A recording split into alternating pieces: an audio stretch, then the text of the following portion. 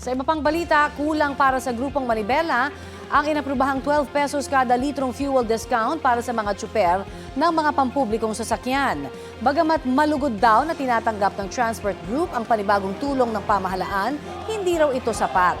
Paliwanag ng grupo, maraming beses na hindi nakakakuha ng fuel discount ang mga tsuper dahil karaniwang offline ang sistema sa mga gasolinahan o kaya'y ilang piling gas stations lamang ang kasali sa programa o hindi na ibibigay ang pangakong discount.